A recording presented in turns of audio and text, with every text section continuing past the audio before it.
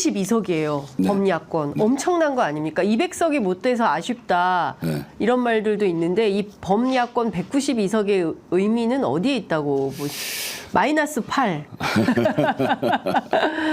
참 그 저 많은 분들이 네. 정말 아쉽다 네. 이런 얘기를 참 많이 하세요. 네.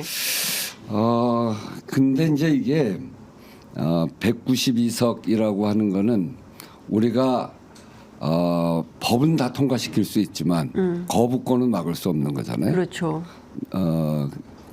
그렇지만 이번 192석은 네. 거부권을 하기 굉장히 어려운 192석입니다. 왜 그러냐면 지난번 180석은 네. 대선 전에 180석이어서 민심이 바뀌었다. 네. 윤석열 대통령이 그렇게 생각을 하고 마음대로 거부권을 했을 텐데 네. 지금은 대통령 집권 이후에 192석이거든요. 맞아요. 그렇기 때문에 우선은 본인이 잘못해서 민심이 변해서 만들어진 192석이기 때문에 예. 함부로 거부권을 하기는 그렇게 쉽지 않을 거다. 예. 우선 그렇게 얘기하고요. 예. 또 하나는 192석으로 해서 거부권을 할 경우에 그걸 넘어선다거나 그 다음에 여러 가지 것들을 네. 하려면 200석을 넘어가야 되는 예, 거잖아요. 예. 그렇게 만들어 가라. 국민의 명령은 그런 거겠죠. 네. 민주당 혼자 하지 말고 그런 국면을 만들어라. 아, 정치력을 보여라. 그렇죠. 근데 예. 거기에 국회 역할이 예. 굉장히 중요한 역할이 있는 거죠. 네. 그러니까 때로는 인내도 하고 때로는 조정도 하고 네. 때로는 타협을 하고 네. 그렇지만 방향과 원칙은 예. 잃지 않으면서 예. 그렇게 하면서 국민들 앞에서 예. 이렇게 국민들의 요구가 예. 정말 어려운 과정을 겪는 것을 보여줄 필요가 있어요. 그러면 국민들의 요구가 더 높아질 테죠. 네. 그렇게 되면서 윤석열 정권의 거부권이나 네. 뭐 이런 저항들 이런 것들이 그 안에 균열을 만들어내게 될 겁니다. 그러니까 그런 국회 운영이 또 국회 운영을 우리가 숫자를 많이 가졌다고 해서 네. 또 지나치게 예. 대화를 끊는다거나 예. 오만해서는 안 되고 예. 그거를 충분한 대화를 통해서 설득하고 네. 또 국민들의 목소리를 잘 전달하고 네. 이런 과정이 예. 매우 필요한 그야말로 국회가 정치를 통해서 방향과 원칙을 잃지 않고 때로는 단호함을 네. 유지하면서 네. 그러면서 우리 사회를 이끌어가라라고 네. 하는 예. 그런 요구가 192석에 들어가 있다고 생각합니다. 그 대표적인 국회 안의 연합 정치론자세요. 네. 그 실제로 연동형 비례제 꼭 해야 되고 병립형으로 절대로 돌아가서는 안 된다는 목소리를 국회 안에서 제일 세게 내셨는데 이번에도 보면 사실 민주당이 그동안 한 번도 해보지 않았던 선거연합 정당을 최초로 실험을 해본 거 아니겠습니까? 더불어 민주연합으로. 그래서 이제 그게 해체돼서 민주당으로 일부 입당을 하고 뭐 새진보연합하고 진보당은 각자 이제 자기 길을 가게 되는 뭐 이런 상황인지 될 걸로 보이는데 개혁신당은 어떻게 보세요? 그러니까 지금 조국혁신당까지는 이제 그 한 덩어리로 볼 수 있을 것 같아요. 큰 네. 이탈 없이 189는 가능한데 이 세석은 어떻게 될지, 이 세석을 어떻게 요리라는 표현이 적합한지 모르겠지만 어떻게 함께 할 건지 연대연합의 그 파트너로 어떻게 삼아야 된다고 생각하십니까? 개혁신당은 기본적으로 국민의힘에서 나온 세력이잖아요. 그렇습니다. 이준석 네. 거기 이제 이낙연 세력하고 네. 합치려고 하다 그것도 안 되는. 네. 그러니까 결국은 지향은 예. 전 국민의힘과 같은 지향이라고 생각해요. 예. 그런데 윤석열 대통령에 대한 비판적 태도는 또 분명하죠. 네, 네. 근데 그런 정치 현안에 있어서 예. 비판적 태도는 분명한 것 같은데 네. 사회를 어떤 방향으로 어떻게 끌고 갈 거냐, 어디로 끌고 갈 거냐, 사회 비전. 네, 이거에 예. 대해서는 저는 다르다고 생각해요. 그렇죠. 예. 이제 그런 점에서 보면 이 윤석열 정권의 정치적인 문제에 대한 연합은 전 충분히 가능하다고 생각하고 우리 사회의 소위 이념과 노선에 관한 문제는 다른 문제라고 생각해요. 네. 거기에서 잘 예. 그 조화를 이루어 가야죠. 그런 경계선은 분명하게 있다는 네, 네. 점을 분명히 하면서 예. 함께 할 수 있는 부분을 함께 하는 거죠. 그렇죠. 그러니까 경제, 사회, 노동 요 이슈에서는 완전히 다른 색깔이기 때문에 사실은 경제사회 노동이 또 중요하기 때문에 하여튼 토론이 많이 필요한 예. 때로는 이제 선배들의 설득도 필요한 뭐 그런 근데 이 게 아닌가. 연합 얘기하셔서 이제 연동형 얘기를 하셨는데 저는 요번 그 총선의 승리 네. 여기는 몇 가지 요소 중요하게 봐야 될 몇 가지 요소가 있다고 봐요. 네. 첫째는 윤석열 정권에 대한 국민들의 민심이죠. 네. 심판해야 되겠다는 예. 민심이 예. 가장 크고 두 번째는 이재명 대표의 리더십이었어요. 이재명 리더십. 예, 예. 그 안에 공천과 관련한 여러 가지 잡음도 있고 했는데 네. 흔들리지 않고 선거에서 제일 중요한 거는 그 정당이 흔들린다. 네. 이렇게 보여지는 게 가장 위험하거든요. 네. 그런 점에서 보면 여러 가지 요인들이 있었음에도 불구하고 흔들리지 않고 쫙 끌고 간 그 리더십이 굉장히 중요한 요인이었고 네. 세 번째는 연동형이었다고 봐요. 연동형. 예. 그러니까 제가 계속 주장을 했었는데 네. 이번에는 윤석열 정권 심판을 위한 최대 의석을 만들어야 된다. 네.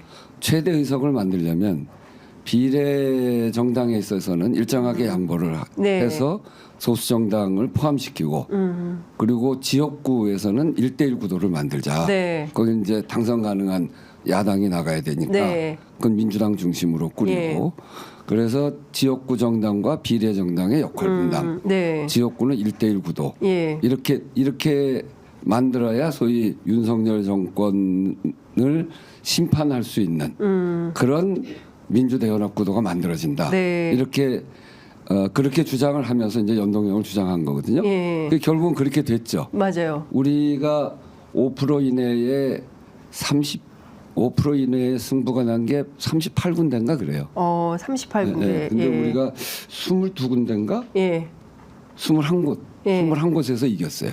근데 이제 다른 정당, 네. 진보당이나 이런 예. 그러니까 우리랑 같이 했던 게 진보당이니까 예. 진보당이 80여 군데 후보를 내려고 그랬는데 네. 거기 만약에 후보가 냈으면 한 1, 2%는 가져갔을 거거든요. 예. 진보당이. 그거까지 합쳐서 지금 5% 결과 가지고 5%가 38곳이라고 그러는데 네. 그 2% 정도까지 합치면 예. 그게 한 50여 군데 되거든요. 근데 그런 점에서 보면 굉장히 큰 국민들이 볼 때도 예. 야당이 하나니까 윤석열 정권을 심판하는 정당이 네. 딱 하나니까 간명한 거죠. 간명하게 거기를 선택하는 예, 거죠. 예. 이제 그런 점에서 그 세 가지 요소가 합쳐져서 네. 이번 선거를 큰 승리로 이끌었다. 부산 같은 경우는 좀 어떻게 보십니까? 좀 간당간당하게 아쉽게 40%는 다 넘겼는데 일종의 이제 깔딱고개를 못 넘어가지고 역풍이죠. 역풍이 있었던 역풍이 거죠. 있었다. 지난번에도 그랬잖아요. 지난번에도 역풍의 실체는 뭐라고 보세요? 그거는 위기의식 아니겠어요? 보수 결집. 네, 예. 보수 결집이라고. 예. 지난번에 우리가 180석 지난 21대 네. 180석 할 때도 부산 의석이 5개 했다가 3개로 줄었거든요. 네. 오히려 예. 이번에는 오히려 야당이 더 많이 이기는 상황이 됐는데도 줄어드는 걸로 보면 네. 그럼에도 불구하고 이제 딱 부산의 민심이 변할 수 있는 네. 임계점까지 딱 왔어요. 여기서 찰랑하고 이제 넘어서는 겁니다. 네. 아무리 역풍이 불어도 지금 예, 예. 두 번에 걸쳐서 예. 역풍이 아주 세게 불었음에도 불구하고 지난번에 40% 넘었고 예. 요번에 45%가 넘었거든요. 예. 그러니까 다음번에는 이런 지형이 만들어지고 정말 그때는 야당이 잘해서 네. 아니면 우리가 잘해서 네. 다음번 할 때쯤에 우리가 집권하고 있을 가능성이 굉장히 높잖아요. 그럼 우리가 잘해서 그러면 네. 아무리 보수가 결집한다고 하더라도 이미 만들어진 45% 위에서 네. 살짝만 넘기면 이기는 거니까 다음번엔 뭐 충분히 해볼 수 있다고 생각합니다. 네. 이것 좀 여쭤보겠습니다. 사실 21대 국회가 만들어진 180석이 만들어진 가장 큰 이유는 정부를 맡았음에도 불구하고 국회의석이 저 여당에게 아니 야당 당시에 야당이죠 국민의힘에게 밀리니까 입법이 잘 안 된다. 그래서 절대적인 입법 그러니까 절대 의석이 필요해야 그래야 네, 입법이 네, 가능하다 해서 180석을 국민들이 몰아들였던 거예요. 그럼에도 불구하고 개혁 입법이 빨리빨리 추진이 안 됐다. 뭐 했냐 21대 국회. 비판이 많았습니다. 22대 국회가 그 숙제를 다시 떠맡게 된 거예요. 네, 네. 초반에 전반기 국회에서 해야 될 일들이 굉장히 많이 있고 네. 사실은 이것은 역시 연합정치의 산물로 이루어질 수밖에 없는 건데 어떤 것부터 어떻게 처리되어야 21대 국회의 잘못을 좀 완화할 수 있을까요? 그러니까 지난번 21대 국회 초기에 네, 탄핵으로 우리가 정권을 잡았잖아요. 맞습니다. 그럼 탄핵이 요구했던 민심 네, 그런 개혁을 했어야 돼요. 거기는 이제 이 탄핵이 이루어지는 데까지 박근혜 정권의 이 국정농단 네. 사태도 있지만 네, 또 하나는 이런 세월호 등등의 생명과 안전을 무시하는 이 국가 이게 과연 이게 국가냐 이게 나가냐 네, 하는 네. 그 민심 거기에다 국민의 삶이 아주 어려워졌단 말이에요. 네. 이런 것까지 결합해서 그 탄핵이 이루어진 거거든요. 네. 그럼 그때 우리는 사실은 탄핵 연대를 했었어야죠. 그걸 못한 게 우리 아주 큰 잘못입니다. 네. 요번에 제가 연동제 주장한 것도 네. 그때 그런 생각, 그런 경험이 있어서 결국 힘을 합치지 이런 큰 위기의 순간에 힘을 합치지 않으면 네. 또 자기 것만 챙기겠다, 내 욕심만 내겠다 이랬다가는 결국 또 패한다, 실패한다. 네. 예. 그래서 이제 요번에도 연동제 주장하고 그런 건데 결국은 21대 180석을 만들어냈고 굉장히 우유부단했죠. 그러니까 왜 그랬던 거예요? 그거는 그때 당을 이끌어간 사람들의 태도죠. 당 지도부의 문제였습니까? 전 그렇다고 봐요. 뭘 하나 이렇게 결단력 있게 결단하지 못하고 네. 그러고 그래도 180석을 만든 국민들의 민심이 있는데 네. 그거를 신속하게 추진해 나가고 그래서 정치의 효능감을 국민들이 느낄 수 있도록 해줘야 그렇죠. 되는데 전혀 그렇지 못했어요. 예. 그 21대 내부에서 싸우셨을 거 아닙니까? 이런 식으로 하면 안 많이 되는. 싸웠죠. 많이 우원식 싸웠죠. 대표가 얘기를 안 들었군요. 당시 지도부가. 그래서 이게 제가 솔직히 얘기하면 네. 그런 과정을 거쳐서 네. 제가 그때 당 대표 하셨던 분 그 대선 지지를 안 하고 이재명 지지를 한 이유가 바로 그겁니다. 이낙연 대표 지지 안 한 이유가 여기 있었구나. 너무 답답해서 답답해서 180석을 가지고 뭐 하는 건지 도대체.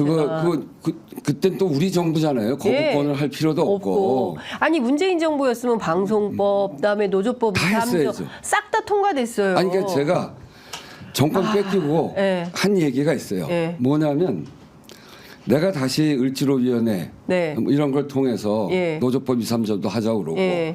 현장에 여러 가지 억울한 일들 예. 그다음에 무슨 최근 저희가 아주 강조하는 거는 네.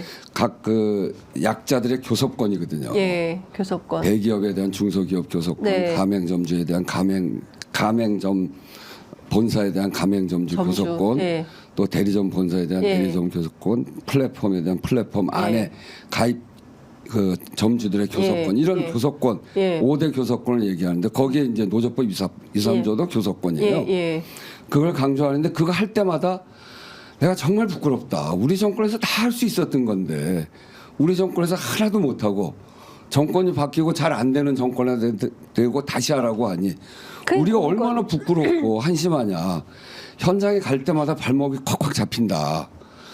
그만큼 제대로 잘 못한 거예요. 민주당이 잘 못한 거예요. 예. 그래서 정권 뺏긴 거죠. 예.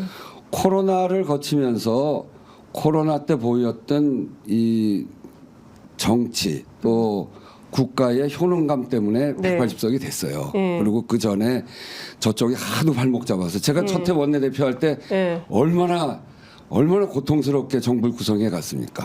1년 정부 구성하는 데만 1년 걸렸어요. 그래서 탄핵 연대를 했어야 되는데 예. 정부 구성은 한 달 만에 끝을 내고 그다음에 예. 빨리 탄핵 입법 연대를 해서 탄핵 입법을 해 나갔어야 예. 되는데 그 해야 될 첫 해를 다 정부 구성하는 데만 보냈단 말이에요. 표결을 못 하는데. 아유 답답해요. 하여튼 그래서 이제 이런 국면이 만들어졌는데 네. 요번에는 그렇기 때문에 초기에 네. 해야 될 일들을 쫙 해나가야 됩니다. 초기에 전반기에 아예 그냥 올해 안에 할 일들이 쫙 집중이 돼서 좀 있어요. 이미 우리가 저 거부권 발동한 법들 다 내놨잖아요. 그러니까요. 예, 다시. 예, 예. 다시 양곡관리법부터 다시 시작을 해. 그거 다 해야죠. 그거는 네. 우리가 이 민생들을 위해서 꼭 필요한 법들, 네. 그리고 우리 사회 안전을 위해서 꼭 필요한 그런 법들이라고 내놓은 거잖아요. 네. 거기에다가 또 하나 이제는 검찰에 대해서 네. 전에는 그래도 사람들이 검찰이 그렇게 뭐 무소불위이긴 하지. 근데 뭐 또 뭐 검찰이 그래서 검찰 개혁에 대해서 많은 국민들이 동의하다가 이게 지리하게 오래 끌려가니까 아이고 뭐 그렇게 해 또 이렇게 좀 후퇴를 했었거든요. 윤석열 정권 2년을 거치면서 검찰 개혁에 대한 필요성 네. 요번 총선 현장에서 다 너무나 분명하게 봤어요. 네. 사람들이 가장 먼저 얘기하는 게 그 얘기니까. 그거 원래 우리가 그렸던 것들이 있잖아요. 네. 그거 통과시키는 겁니다. 이제 그래서 하나는 민주주의 과제를 확실하게 네. 만들어야 되고 예. 또 하나는 사회 경제적 이게 예. 굉장히 중요하죠. 예. 국민들의 저출생 예. 그리고 불공정 불평등, 예. 기후 위기 이런 문제를 빨리 추진시켜 나가야 돼요. 그러니까요. 기후 위기도 지금 여기 기후 위기를 대응하자고 하는 것이 지구를 살리자만이 아니에요. 예. 지구도 살리고 돈도 벌자예요. 재생 에너지를 네. 만들지 않으면 아리백 우리나라 산업 경쟁력은 이제 없어져요. 그러니까요. 못 팔아먹어요. 네, 그렇기 만들- 때문에 매우 심각해져 있는데 네. 기후 위기 또 불공정 불평등까지를 예. 포함한 사회 경제 개혁을 예. 빠른 시일 내에 예. 진행을 시켜야 됩니다. 아니 의원님 사과가 하나에 10,000원이면 왜 10,000원인지 왜 사과를 우리 국민들이 못 먹게 됐는지 원인을 파악해서 싼 값에 사과를 먹을 수 있게 해주는 게 정치 아닙니까? 윤석열 대통령이 사과가 하나가 만 원인지 알까요? 대파 하나도 875원이라고 그러는데 그 대파 묶는 값이 500원이래요. 대파 한 단씩 묶어주는데 양평에 갔더니 그 하나 묶는데 500원인데 무슨 870원 말도 안 되는 소리라고 그렇게 얘기를 하더군요. 하여튼 지금 그런 이런 이제 예. 묵혀졌던 개혁은 22대 첫 해 네. 이제 요 남아 있는 한 달 반 네. 동안에 해야 될 일은 해야 되지만 그 지금 이제 최상병 네. 그런 거 해야죠. 네. 그런 거 해야 되지만 첫 해에 빠른 속도로 네. 그거는 해 나가야 된다고 네. 봅니다. 그리고 국민의힘 의원들하고도 충분히 토론하고 네. 그렇게 해서 결국 이게 국민들의 민심이기 때문에 그렇습니다. 국민의힘 의원들도 네. 국민의 민심을 현장에서 다 겪은 거 아니에요. 네. 선거 과정에서 자기들도 다 그러면 다 깨달았겠죠. 다 겪었죠. 예. 아주 운 좋게 당선은 됐지만 뭐 지역에 따라서는 또 안 그렇게 하는데 네. 이 수도권 최소한 수도권, 예. 충청, 강원 이런 데까지는 다 그 민심이 네. 그대로 있기 때문에 네. 그분들하고 설득하고 그래서 이거를 추진해 가면서 네. 한편으로는 설명도 하고 네. 토론도 하고 예. 그래서 이거를 같이 이끌고 가서 아주 효능감을 느낄 수 있도록 만들어줘야 돼. 그 김진표 국회의장에 대한 불만들이 참 많으세요. 특히 이제 민주진보 진영에 있는 지지자분들이 도대체 뭐 하는 거냐. 왜냐하면 대통령이 거부권을 9번이나 행사하면서 국회의 입법권이 무력화되는데 뭐 말 대통령에 대해서 한마디 한마디도 안 했죠. 한마디 말이 없고 그리고 더 이상 이 거부권 행사하지 못하도록 이렇게 하면 의회 민주주의를 파탄내는 겁니다. 대통령 이렇게 하시면 안 됩니다. 라고 뭘 얘기를 하고 또 암만 뭐 이제 그 당적은 없지만 그래도 자꾸 국회를 열어서 법을 통과시키는 일을 해야 되는데 여야가 합의하지 않으면 아예 통과가 안 되니까 뭐 그 의장실 앞에 가가지고 국회의원이 농성해야 되는 이런 일까지 벌어지고 이게 정상적인 국회의장의 롤이라고 생각하십니까? 그러면 안 되죠. 그분도 민주당 출신 아니에요? 네. 물론 이제 민주당에서 무소속으로 국회의장 직위가 그러니까 네. 그렇게 하긴 했는데 네. 이게 중립이라는 게 네. 옳고 그름을 따져서 중립이지 네. 옳고 그름 없이 그냥 중립이라는 건 그냥 사회자예요. 사회자. 그건 아무나 세워놔도 돼요. 네. 근데 선수가 높고 예. 어느 정당에서 다수 정당에서 의장을 뽑는 이유는 예. 다수 정당이라고 하는 민심을 대변해서 네. 그 민심이 요구하는 옳고 그름을 따져서 국회의장 역할을 해라 이런 네. 거거든요. 네. 과정은 진안할 수 있어요. 설득도 하고 원래 국회라고 하는 게 그 대화의 장이니까 네. 전혀 다른 세력들이 뽑아낸 사람들이 모여서 회의하는 데가 국회잖아요. 맞습니다. 그게 그래서 국민 전체의 의견이 모이는 데가 국회고 이 안에서는 그래서 갈등도 있고 네. 큰 소리도 있고 싸움도 있을 수 있어요. 예. 그렇지만 그 싸움을 하는 이유는 뭔가 결론을 내기 위해서 그렇죠. 하는 거거든요. 예. 결론이 잘 안 나면 그걸 국회의장이 결론을 내줘야 되는 거예요. 예. 그래서 이 그 소위 중립의 의무, 네. 옳고 그름을 따진 중립의 의무예요. 네. 제가 예결위원장 할 때 네. 작년 재작년에 예. 제가 이제 저도 막 질문을 하고 네. 그 저는 질문을 세게 해요. 예. 막 하면 그건 저 예결위원장이 중립을 지켜야지. 그건 네. 민주당처럼 하냐. 아니 그건 내 양심의 자유고 중립이라고 하는 거는 옳고 그름을 따져서 옳은 거를 택해가는 게 중립이다. 그렇죠. 아예 옳지 않은 거를 마구 택해가는 건 안 되는 일이지만 예. 세상에 올바른 일이 있는데 올바른 얘기를 못하는 게 무슨 중립이냐. 그렇게 이제 저랑 언쟁도 한 적이 있어요. 그러니까 중립이라고 하는 건 몰가치적인 것이 아니고 가치가 있는 말입니다. 네. 이제 그런 점에서 예. 국민의 다수가 만들어 놓은 다수당이 네. 국민의 의견을 받아서 거기에 이 중진 의원 중에 한 분이 가서 그 국회의장을 할 때 네. 그런 의견이 반영될 수 있도록 해야 되는 거죠. 지금 5월 한 달 남은 기간 김진표 의장 국회 운영을 어떻게 해야 됩니까? 지금 5월 초에 민주당 그러니까 최소한 이 5월 안에 두 차례 본회의 열어야 된다는 게 민주당 입장인데요. 김진표 의장 아직 답변이 없으신 것 같아요. 어떻게 해야 됩니까, 김진표 의장은? 김진표 의장은 지금 말한 대로 네. 민주당 출신의 예. 국회의장이시고 예. 21대 국회에 민주당에게 표를 찍어준 많은 대다수 국민들의 네. 그 뜻을 네. 받아서 마지막 대미를 잘 장식하시는 게 제일 좋은 일이죠. 네. 그 뜻을 받아서 대미를 장식하시도록 했으면 좋겠다라는 말씀 주셨습니다.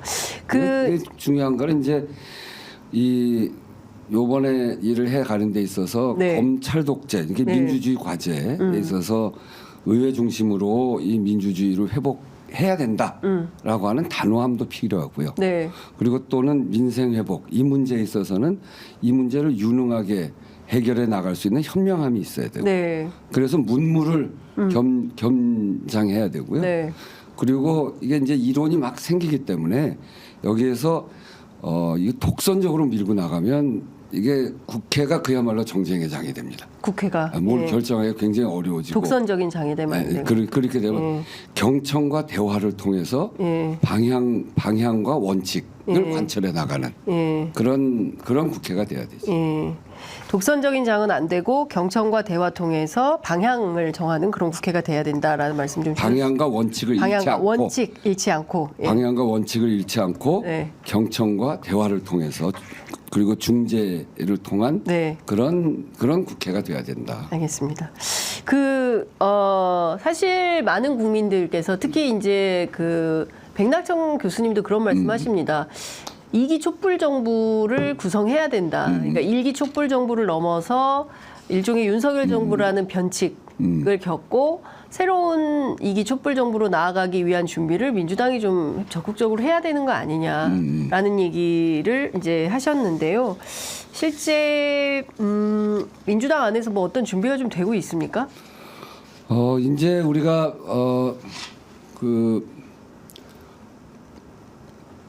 국회에서 절대 다수 의석을 가졌잖아요. 네. 그래서 이제 다시 우리한테 기회가 주어졌단 말이에요. 네. 근데 우리가 이뻐서 준 기회는 아니에요. 이건 윤석열 정권이 워낙 잘못하고 네. 그래서 그걸 심판해야 되겠다 이런 생각으로 우리한테 준 거죠. 네. 지금부터 정말 촛불 2기 정부를 어떻게 구성할 거냐. 네. 근데 이미 시작을 했어요. 연동제를 통해서 민주대연합을 이루어왔고 네. 그 힘이 윤석열 심판에 있어서는 네. 한 목소리를 낼 수 있을 거라고 생각합니다. 네. 그래서 소위 윤석열 정부 심판의 첫 번째 과제인 민주주의를 회복하는 과제, 검찰부터 언론 등등 이런 문제들에 대해서는 충분히 함께 하면서 만들어갈 수 있을 거고요. 그리고 이제 두 번째 과제는 앞에서도 얘기했지만 국민들의 삶의 문제예요. 네. 국민들의 삶의 문제에 있어서 이 불공정 불평등을 어떻게 극복해야 함께 할 수 있는 의제들이 있는 거죠. 그냥 네. 불공정 불평등, 기후 위기, 저출생이라고 하는 이 소위 민생의 과제 이런 것들이 우리가 공통의 과제가 있습니다. 예. 공통의 과제를 잘 추스리고 그것을 함께 끌고 가려고 하는 정치 세력이라고 하는 것을 서로 존중하고 그러면서 이 이기 촛불 세력을 만들어 나가는 거라고 생각하고 이미 그거는 출발을 하고 있는 거 아니냐. 민주당이 민주당이 이제 충분한 힘을 갖고 있고 네. 그리고 요번 연동제를 통해서 이 야권 안에서 네. 이재명 리더십은 어느 정당이든 다 동의할 수밖에 없는 네. 그런 정도의 리더십으로 만들어졌어요. 예.